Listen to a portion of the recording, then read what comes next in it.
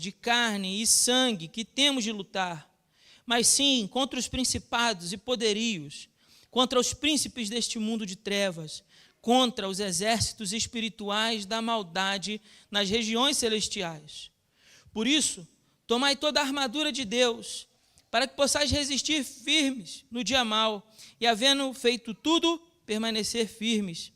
Portanto, permanecei firmes, trazendo em volta da cintura a verdade, e vestindo a couraça da justiça, calçando os pés com a disposição para o evangelho da paz, e usando principalmente o escudo da fé, com o qual podereis apagar todos os dardos em chamas do maligno.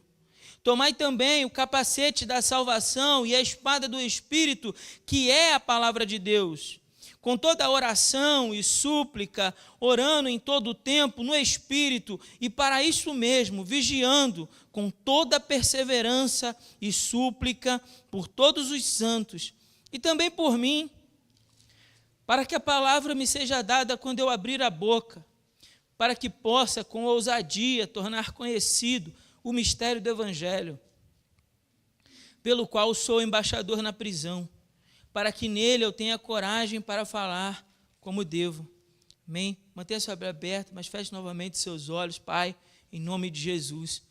Abre, Senhor, nessa manhã, os olhos do nosso coração e permita-nos, Senhor, compreender as instruções da Tua palavra para esse duro combate da fé. É o que nós te pedimos, em nome de Jesus. Amém. Os irmãos podem se assentar. Ao longo de toda essa carta, nós declaramos uma mensagem, e essa é a mensagem central da carta aos Efésios. É assim que eu resumo todos esses 6 capítulos. Se você perdeu as outras mensagens, vou tentar resumir em um parágrafo para você do que nós falamos. Bom, nós falamos, ou melhor, a carta à igreja de Éfeso fala sobre o Deus que nos concedeu riquezas insondáveis em Cristo. Grandes e muitas riquezas, riquezas maravilhosas, riquezas extraordinárias em Cristo Jesus. E como essas riquezas, essas bênçãos que Deus nos concedeu, elas nos capacitam a viver de modo digno da nossa vocação no Evangelho. Mas ela não para por aí, porque no capítulo 6, agora a partir do verso 10, a carta vai dizer que nós vivemos no Evangelho, vivemos de modo digno do Evangelho, e enquanto isso enfrentamos um duro combate da fé. E é sobre isso que eu queria refletir com os irmãos, sobre o combate da fé. Mas a pergunta que fica suspensa no ar para nós é: você tem vivido de modo digno do Evangelho? Pense aí por um instante, não precisa falar para mim não, mas reflita sobre isso. Você tem vivido de maneira digna do Evangelho? Porque Cristo concedeu riquezas maravilhosas, riquezas extraordinárias, riquezas magníficas para nós. Na eternidade nós já recebemos essas ricas bênçãos hoje, nesse tempo, na medida em que nós abrimos o coração, ou melhor, os olhos do coração para o Evangelho. Paulo falou isso lá no final do capítulo 1.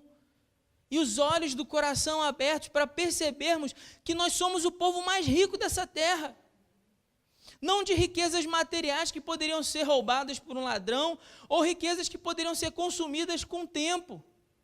Nós somos o povo mais rico dessa terra porque nós já recebemos riquezas insondáveis em Cristo Jesus. Já recebemos, elas já estão na nossa disposição. E são essas riquezas que nos foram dadas, que nos dão força, que nos capacitam, que nos impulsionam para viver de maneira digna do Evangelho. Mas você tem vivido de forma digna do Evangelho?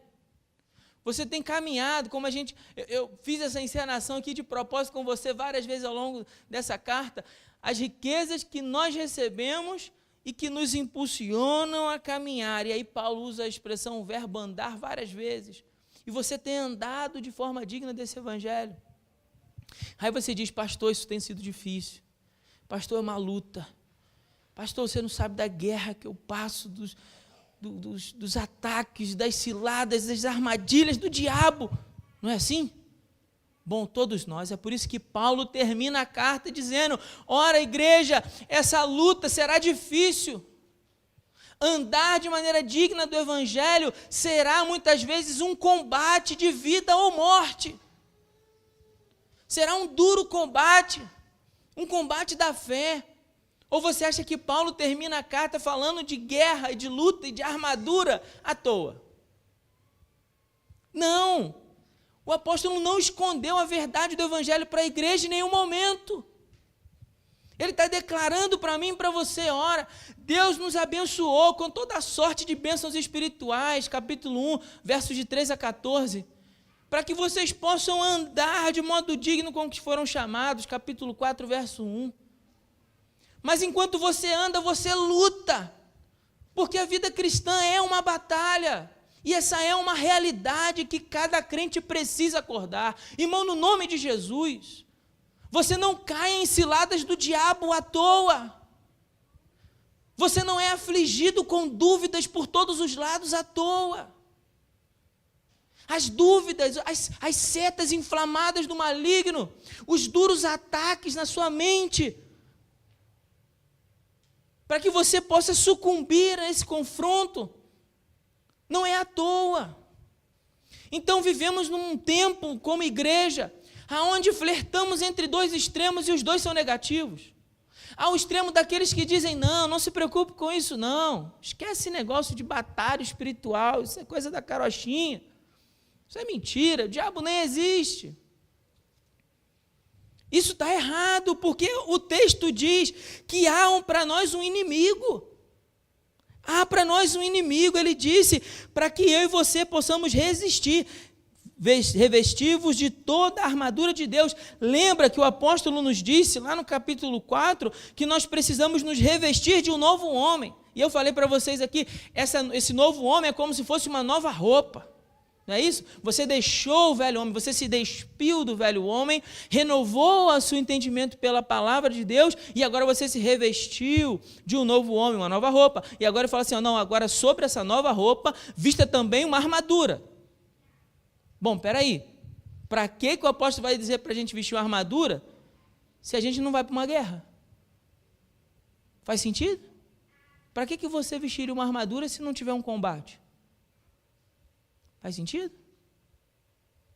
Você não precisaria vestir. Mas se a palavra está dizendo para você que você precisa se revestir, e não apenas de uma parte de uma armadura, mas de toda a armadura, é porque há um combate. E há um combate onde eu e você não podemos chegar nesse combate despreparados, ignorando o nosso inimigo, ignorando a realidade dura desse combate, fingindo que ele não existe. Aí você vai para a guerra, aí vai como? Aí vai sem, por exemplo, um soldado que vai sem a gandola, que é aquele casaco, vai sem um colete à prova de balas, vai sem o coturno, que é aquela bota, ou vai para a guerra sem a arma. Você sabia que tem soldado que vai para a guerra sem a arma? Sabia disso? A Bíblia lista para nós, Paulo faz uma lista para nós de 6 itens de combate. Dos 6 itens, só um é uma arma de ataque, a palavra de Deus. Todos os outros 5 são itens de defesa. Todos os outros, cinturão, sandália, couraça, escudo, capacete, todos os itens de defesa.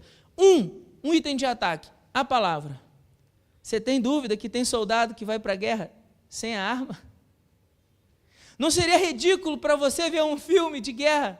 Claro, é a sessão, né? Aquele filme O Último Homem, que o homem decide ir para a guerra sem uma arma, mas ele tem uma arma, né? A gente sabe disso, que ele tem uma arma. Mas seria ridículo para você perceber um soldado que fosse para o combate sem a arma.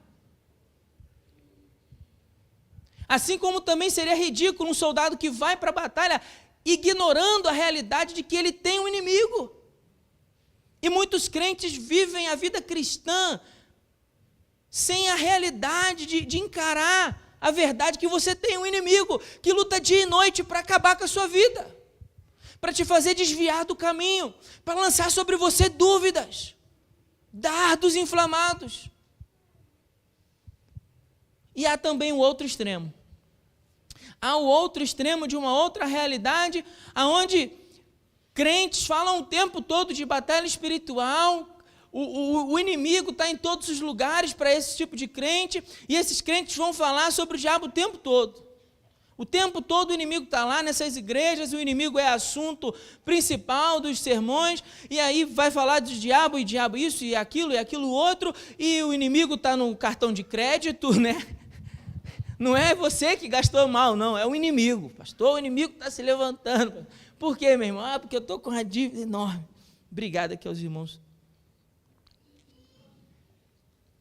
O inimigo está se levantando. Não, irmão, não tem nada a ver com o diabo, não, é você mesmo que está usando mal o cartão de crédito. Mas situações, estou só dando um exemplo de como, por situações ridículas, se fala no inimigo. E aí a igreja, às vezes, fica cogitando entre dois extremos, mas a gente precisa permanecer na linha, e a linha é a palavra de Deus. Não precisamos nem ficar dizendo que o inimigo está em todos os lugares, porque a gente já descobriu que a nossa natureza é pecadora, não é isso, irmão? Não é? O diabo está se levantando lá, meu chefe é chato. Não, é porque você está sendo irresponsável e não chega no horário do trabalho. Né? O inimigo está se levantando lá em casa. Não, é porque você está deixando de amar a sua esposa como Cristo amou a igreja. Estou citando todos os exemplos da carta. Meus filhos, o inimigo está se levantando meus filhos. Não, é que você está deixando de instruí-los na instrução e na disciplina do Senhor. Então, eu preciso entender que há situações da vida onde na realidade sou eu. Então, e se há o inimigo, há uma vitória que já nos foi dada pelo sangue de Jesus, amém ou não? Então há uma vitória que já nos foi dada pelo sangue de Jesus, e há o extremo que eu também preciso evitar, de ignorar que isso é uma realidade. A batalha, o confronto espiritual é uma realidade. Isso está claro também à luz da palavra de Deus.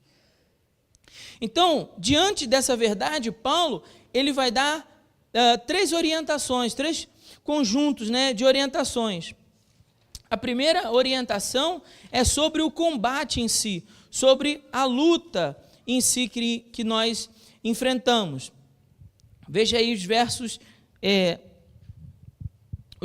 10, 11 e 12. Diz assim: finalmente, irmãos, fortalecei-vos no Senhor e na força do seu poder. Fortalecei-vos no Senhor. Então, a primeira desse conjunto de instruções sobre o combate que Paulo vai fazer é: entenda que a sua força vem do Senhor. Eu sei que aí fora muitas vezes se prega um evangelho da autoajuda, mas esse não é um evangelho da autoajuda. Lembre-se, esse é o verdadeiro evangelho. E no verdadeiro evangelho, a minha força não vem de mim mesmo. Não é a minha capacidade humana que me faz caminhar em triunfo dia após dia contra o pecado e contra o diabo, não. Não é a minha habilidade, não é a minha autodisciplina, não. Mas é uma força que vem do Senhor. Então é o Senhor quem me fortalece nessa guerra. É o Senhor que me fortalece para esse combate. Eu posso enfrentar o meu inimigo com a certeza da vitória no nome de Jesus, porque a vitória que vem por meio da força não vem da minha força, mas da força do Senhor. Então, fortalecido no Senhor, eu tenho coragem para enfrentar o combate da fé, porque sei que sairei vitorioso dele. Eu sou muito fraco, mas Deus é forte. E a alegria do Senhor é a nossa força. Então é assim que nós vencemos. Pastor, muitas vezes eu tenho dificuldade, eu acabo perdendo essa guerra. Talvez você esteja buscando a força em você. E aí a nossa força é muito pouquinha, a minha também, irmão. E é por isso que a gente acaba sendo derrotado. Mas se nós buscarmos força no Senhor, então não haverá limites para aquilo que Deus pode fazer e realizar na nossa vida. Outra coisa que ele fala, e ele repete essa expressão, é de revestir-vos toda a armadura de Deus. Toda a armadura de Deus. Veja, não devo apenas me vestir de uma parte dessa armadura, no verso 11, mas revestir de toda. Então, eu não vou apenas buscar alguns itens, como eu já dei o exemplo aqui, isso seria ridículo. Eu vou procurar me vestir com toda a armadura. Toda. Um soldado que vai para o combate e ele está pronto. porque ele está com toda a armadura à sua disposição. E assim, ele pode permanecer firme contra a cilada do diabo. E aqui o texto no grego é muito interessante, porque a palavra cilada, que aparece aqui no grego, é metodeia. E metodeia tem a ver com métodos inteligentes. Métodos inteligentes. Como assim, pastor? Dá um exemplo disso. Um caçador. Um caçador. Um caçador é alguém que, de repente, claro, de repente não, com certeza, por exemplo, um homem que vai caçar um urso, ele não tem tanta força física como um urso, certo? E nem tem garras tão afiadas como um urso, mas ele vai buscar o quê? Usar um método inteligente para capturar o urso, não é assim? É daí que vem a ideia de cilada. Um método inteligente. Veja que o diabo, várias vezes na Bíblia, ele é comparado com predadores. Águia, lobo, serpente, leão. Você já parou para pensar no que esses predadores têm em comum? Todos eles têm pelo menos duas coisas em comum. A primeira, um alto nível de hostilidade. Um alto nível de hostilidade. O que eu quero dizer com isso? Todos esses predadores têm uma capacidade de atacar muito, muito aguçada. Estão ali o tempo inteiro para atacar.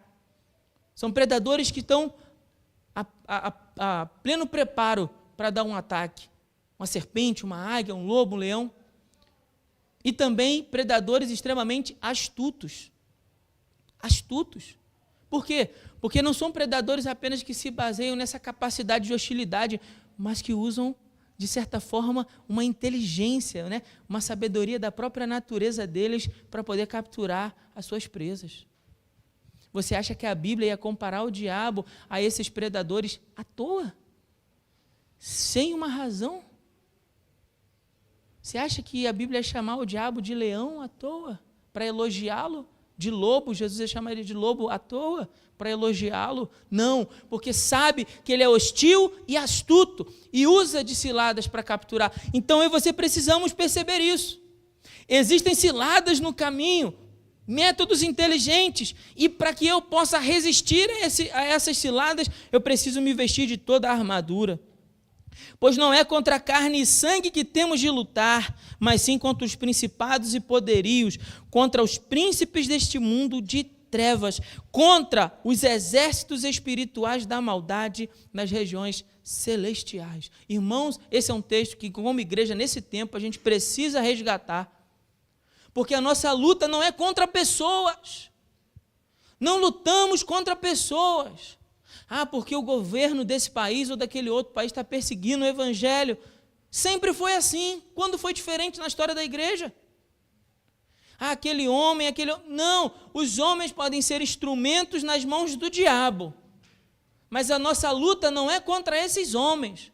Não é contra a carne ou contra o sangue. Por isso nós não temos de pegar em espadas físicas para atacar alguém. Se fosse assim, se a nossa luta fosse física, né? Jesus falava para a gente pegar em arma. Faz sentido? A luta é física. Pega em arma, vá fundo. Mas Jesus não deu essa orientação.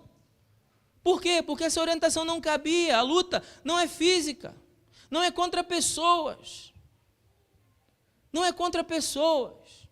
É contra o inimigo.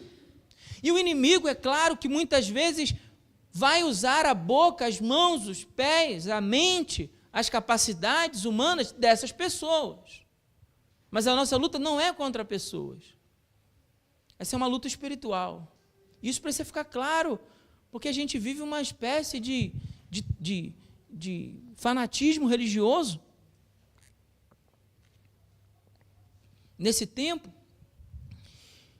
em que começa a se cogitar a ideia de uma teocracia, de um governo que seja crente. Sabe quando isso vai acontecer? Tem um momento na Bíblia que isso vai acontecer. Sabe quando? Quando é que Deus vai governar sobre tudo e sobre todos? Na restauração de todas as coisas, Apocalipse 21 e 22. Só naquele momento, irmão. É só naquele momento onde o governo será plenamente de Deus. Até lá, Deus ainda há de permitir que homens corrompidos pelo pecado governem. até que venha a justiça do Senhor. Isso não é a minha opinião sobre política, isso é o que a palavra de Deus diz. Que a restauração de todas as coisas e o governo de Deus sobre o seu povo virá quando Jesus voltar para buscar a sua igreja. E aí seu governo será total. E aí todo joelho, irmão, todo joelho de todos os cantos, de todas as nações, de todos os povos, de todas as tribos, de todas as línguas, vai se dobrar para confessar uma verdade, que Jesus Cristo é o Senhor. É ali. Somente ali. Não se engane, é ali. Até lá há uma guerra, há uma luta a ser travada. E é claro que as regiões celestiais, os exércitos espirituais do mal, vão se arregimentar o tempo todo para combater esse povo chamado igreja. Não espere vida fácil. Há um combate a ser travado. Não espere vida fácil. Quer ser crente? Se aceitou a mensagem do Evangelho? Se ouviu a palavra do Evangelho e reconheceu como verdade na sua vida? Reconheceu Cristo Jesus como seu Senhor? Como seu Salvador? Reconheceu que Ele te deu uma nova vida? Não espere vida fácil. Há uma luta a ser travada. Há um combate. Por isso ele fala no verso 13, ele começa agora um novo conjunto de instruções que é sobre as armas do combate.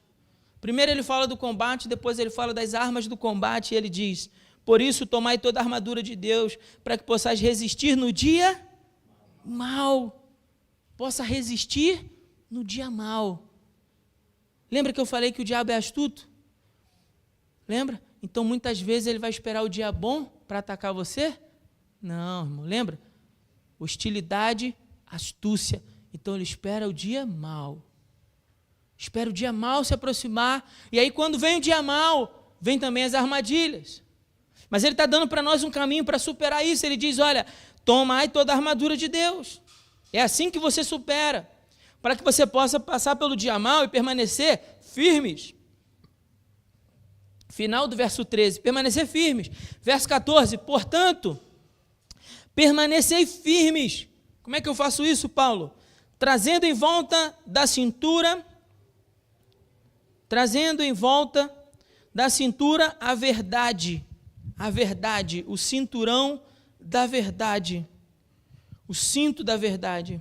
O inimigo é o pai da mentira, mas eu e você precisamos andar baseados e firmados na verdade. O cinto também segura a calça, né?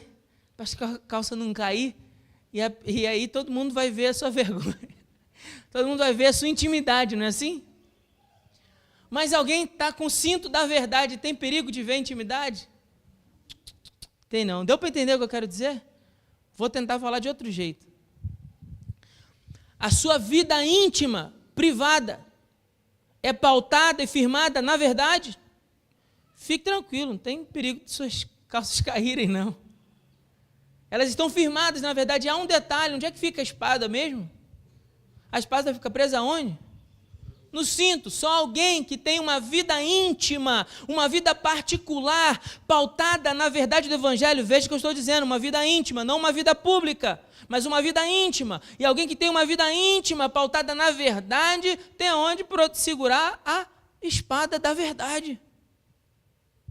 A palavra da verdade. O que mais ele diz? Além do cinto da verdade, você precisa vestir a couraça da justiça. Nós fomos justificados por Cristo Jesus. Fomos justificados pela fé. De modo que agora a justiça de Deus, não a nossa justiça, essa couraça não é de uma justiça própria. Há aqueles que vivem a vida cristã, uma religião judaizante, né, farisaica, que acha que a verdade que está sobre ele é a justiça dele. Essa é a justiça, é a couraça da religião ou da religiosidade. Irmão, não vai por aí não, que essa couraça é frágil. Ela é frágil, ela arrebenta à toa. Ela parece que segura, mas não segura os ataques do inimigo, não. Então tenha sobre você não a sua justiça, mas a justiça de Cristo. Cristo morreu naquela cruz por mim e por você. Cristo derramou o seu sangue e cumpriu toda a lei de Deus que eu e você jamais poderíamos cumprir. E quando eu e você nos identificamos com Cristo por meio do batismo, naquele momento então nós pusemos a couraça da justiça. Não é mais a couraça da justiça do Filipe, mas a couraça da justiça de Cristo sobre o Filipe pela fé. A couraça tinha um outro detalhe também interessante. A couraça tinha uma marca do general daquele destacamento, daquela legião. E a marca que tinha na couraça, para aquele destacamento, identificava o general. Então, suponhamos que o soldado João está fazendo um crime, está cometendo um crime. Eu e você, cidadãos romanos, olhássemos para aquilo, a gente ia dizer assim, o general fulano de tal é que está cometendo aquele crime. Percebe? Não é o soldado João, não. É o general fulano que está cometendo esse crime. Por quê? Porque o soldado representaria o seu general, sua couraça tinha um emblema do seu destacamento. Agora, assim também, a minha couraça, a sua couraça, a couraça da justiça de Cristo, que está sobre nós, ela tem a marca de Cristo. De maneira que quando alguém olha para nós e vê eu e você cometemos um crime, eles atribuem aquele crime ao nosso general. Mas se por outro lado, alguém olha para nós e vê eu e você cometendo atos de justiça, esses atos de justiça são nossos? Não, esses atos de justiça são atribuídos a quem? A Cristo. Então, Cristo é glorificado e é honrado por meio dos atos de justiça que a igreja pratica. Por isso, Paulo vai dizer, eu sou um embaixador. Verso 20. Eu sou só um representante. Eu não tenho mérito nenhum nesse negócio. O mérito é todo dele. Mas as pessoas precisam olhar para mim e ver que eu carrego em mim as marcas de Cristo. Por isso que Paulo disse para a igreja, ninguém me moleste, porque eu carrego em mim os estigmas de Cristo. Ele estava dizendo, olha para a minha vida e veja os atos de justiça. Não me moleste. Couraça da justiça.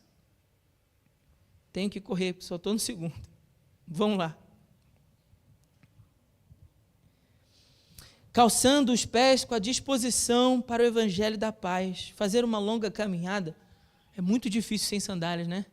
Você já imaginou fazer uma caminhada longa, sem sandália? Descalço. Sem rua, né? Porque hoje a gente ainda tem rua, que poderia até, talvez, tornar um pouco mais fácil. Mas imagina aquele tempo com pedra, espinho, um monte de coisa perigosa para você se machucar. Mas aí você vai fazer uma longa caminhada, e essa caminhada será com base no evangelho. Vida cristã não é uma corrida de 100 metros. Guarde isso. É uma maratona.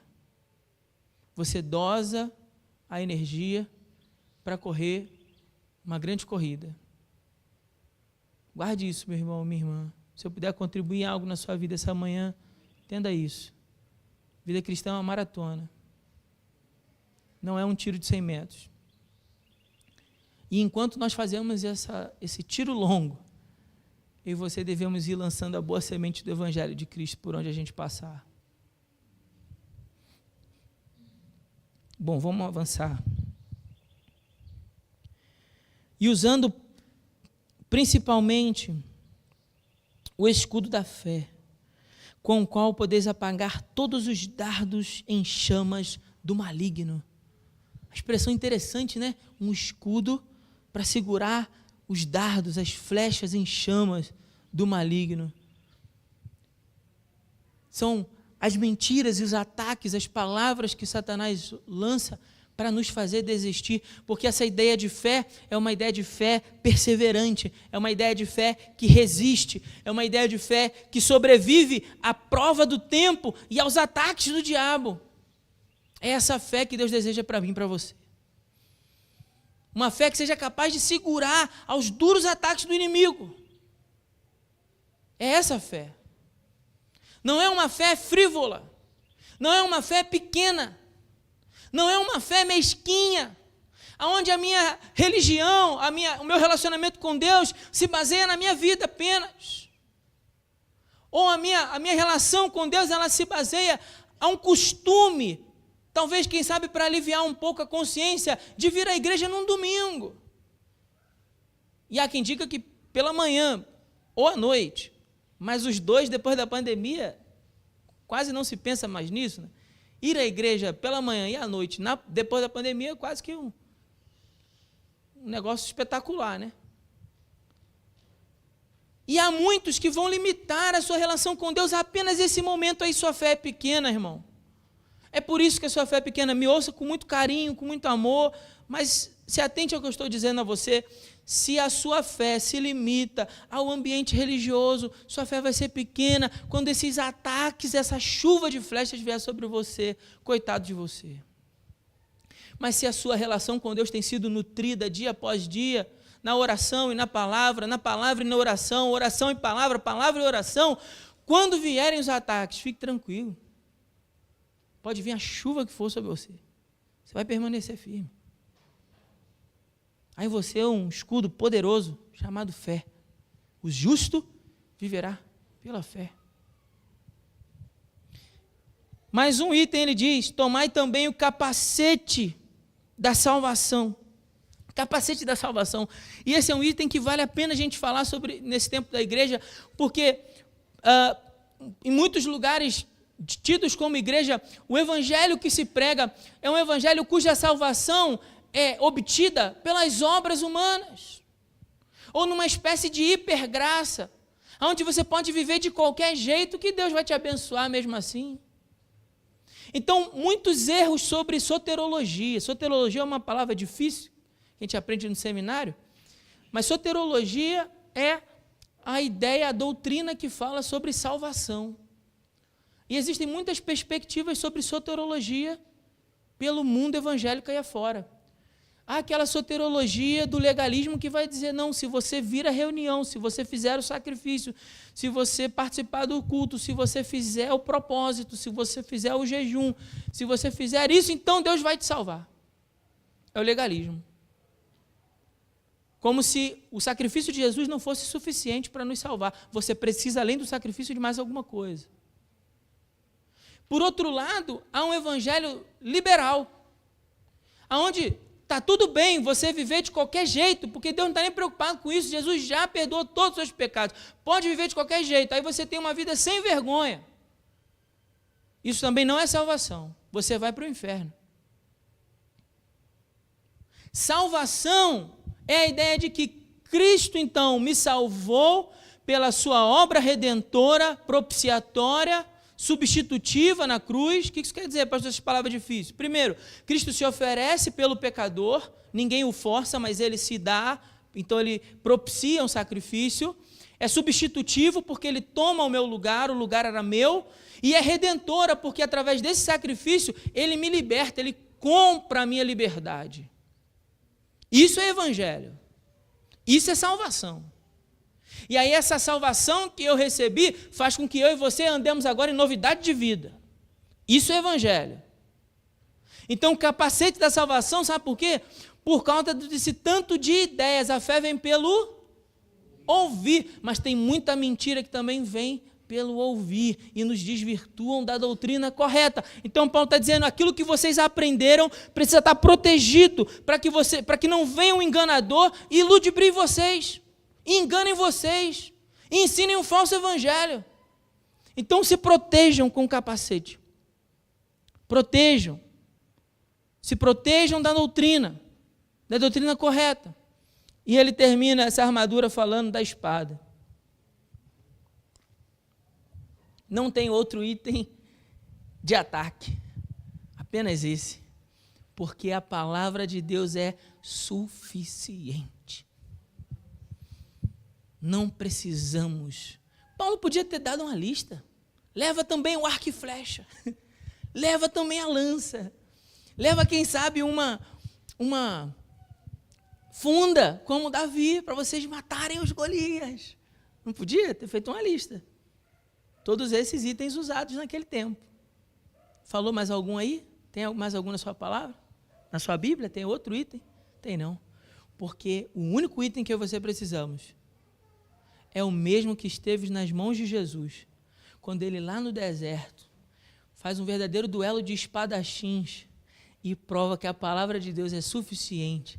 E diante de todos os enganos que Satanás tentou lançar contra ele lá no deserto, diante de todas as palavras contrárias e distorcidas, inclusive usando palavras de Deus, Jesus, então, como um verdadeiro espadachim, ele saca da sua espada, se defende de todos os ataques e depois, por último, para trás de mim, Satanás, pois só Deus adorará, só Ele prestará culto. E então, com um golpe final ali, ele vence o diabo e o diabo se afasta dele. Porque a palavra de Deus é suficiente. Agora, você precisa se apegar a essa palavra e você precisa crescer e se exercitar nessa palavra, porque não adianta você ter uma arma super poderosa, uma arma capaz de perfurar e de dividir juntas e medulas, uma arma viva, poderosa e eficaz para produzir transformação, se você deixar essa espada na bainha, se você não fazer uso dessa espada. Você precisa tomar essa espada na sua mão. Você precisa lutar como um daqueles valentes de Davi, lá em 2 Samuel, lembra disso? Que o homem fica lutando tanto tempo com a espada na mão que depois ele não consegue abrir. Só quem lê Bíblia conhece essa história, né? Quem não lê Bíblia ficou agora perdido, assim, que história é essa? Então vai lá ver o final de 2 Samuel, os valentes de Davi. Depois você lê em casa, você vai ver lá um homem que luta tanto tempo que ele fica pegado com a espada na mão. Eu e você precisamos lutar a tal ponto de ficarmos com essa palavra pegada na mão e não conseguirmos abrir mão. E ainda que conseguíssemos, não ceder à tentação de abrir mão. Com a palavra, o tempo todo, com a palavra, e orando em todo o tempo. E aí ele agora abre então o combustível dessa luta, a energia, porque um soldado está consciente do combate, está preparado do combate, mas ele precisa de fôlego, de energia para vencer. E aí ele fala com toda oração e súplica. Orando em quanto tempo? Verso 18. Todo tempo. Vamos repetir juntos? Orando em todo tempo. Oração não é algo ocasional. Oração não é algo eventual. Se eu e você temos consciência de que estamos em um verdadeiro combate da fé, eu e você precisamos orar em todo o tempo. Todo o tempo. Você está indo para o trabalho, vai orando. Está tomando banho, vai orando. Está fazendo a comida, vai orando. Mas tenha também aquele momento em que você entra no quarto, fecha a porta, e você não está no computador ou no telefone. Você está orando. O silêncio. O tempo de silêncio, quietude, onde você vai abrir a Bíblia e falar assim, Deus,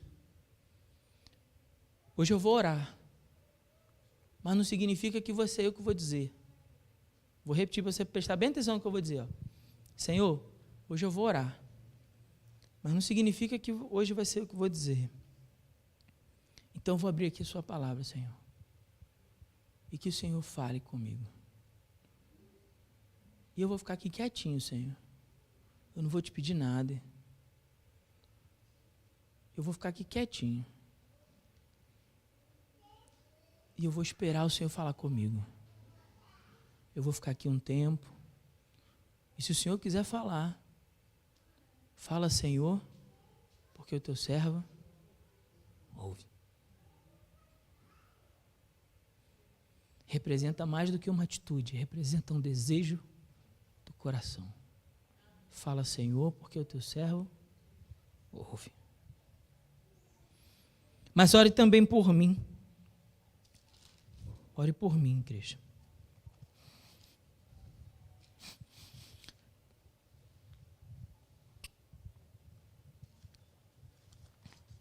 Não que eu seja o Paulo, mas para que a palavra me seja dada quando eu abrir a boca, para que possa com ousadia tornar conhecido o mistério do Evangelho.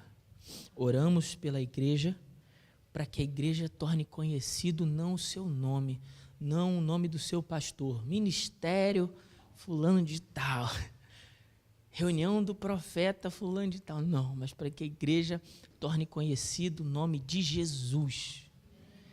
É dele todo o protagonismo da igreja. A noiva olha para o noivo. E o pastor, o ministro que for, ele é só o amigo do noivo. Porque se ele toma um protagonismo que não é dele, ele assume uma postura de adultério.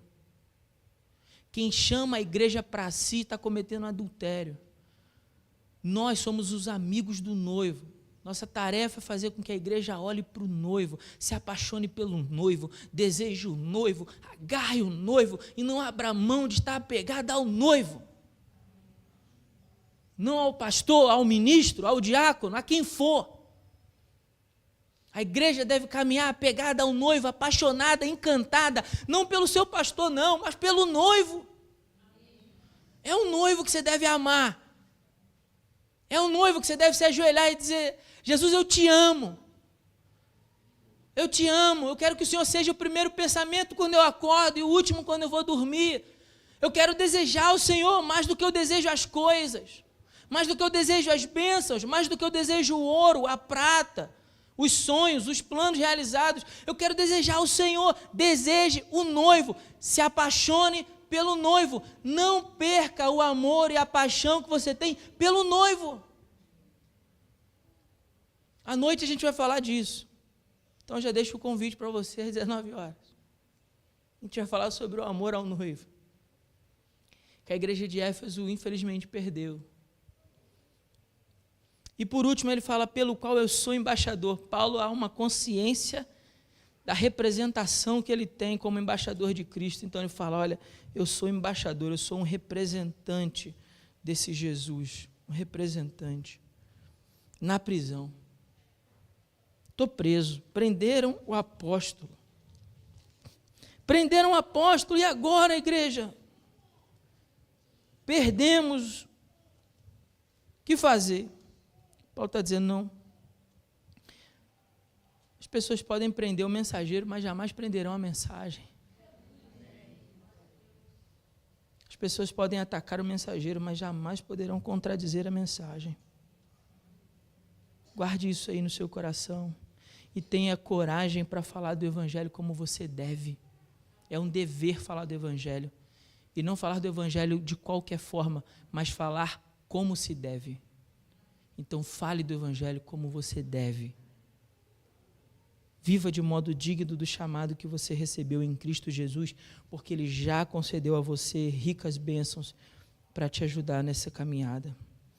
O Senhor é quem fortalece a sua igreja, para que a sua igreja possa resistir ao combate da fé. Por isso eu e você devemos nos revestir de toda a armadura e perseverarmos em oração. Se nós quisermos viver uma vida que reflita Cristo, precisamos enfrentar esse duro combate, sim, mas na certeza que a vitória de Cristo já foi alcançada por nós, para nós, né?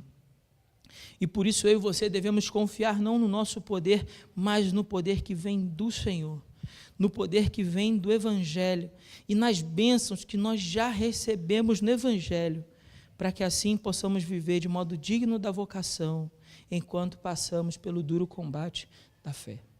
Que Deus nos abençoe.